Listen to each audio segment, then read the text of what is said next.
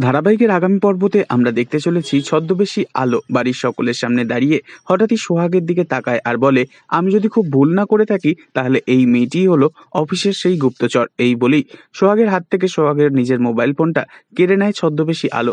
ঠিক তখনই সোহাগের বাবা ফোন করলে আলো ফোনটা রিসিভ করে আর সকলের সামনে লাউড স্পিকারে দিয়ে দেয়। বৈভব মিত্র তখন ফোনেতে বলে, ওইদিকে কি খবর? স্পাই যে আসলে বৈভব মিত্রের মেয়ে সেটা ওরা জানতে পেরে গেছে। আমার মেয়ের বুদ্ধির সঙ্গে পাঙ্গা নিচ্ছে। হ্যাঁ, তাহলে তুই যেভাবে ওর কেবিনে ঢুকে কনফিডেন্সিয়াল ডিটেলসগুলো ছবি তুলে পাঠালি, সেটা তো ভাবতেই পারা যায় না। এ কথা শোনা মাত্রই চমকে ওঠে সোহাগ।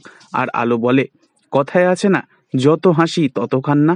আর এ কথাই ফোনে শোনা মাত্রই চমকে ওঠে বৈভব মিত্র। তো বন্ধুরা, এবার যদি আলো বৈভব মিত্র এবং তার মেয়েকে উচিত শাস্তি দেয়, সেটা আপনাদের দেখতে কেমন লাগবে অবশ্যই কমেন্টে জানাবেন। আর পরবর্তী আগামী পর্বের জন্য আমাদের সঙ্গেই থাকবেন। ধন্যবাদ।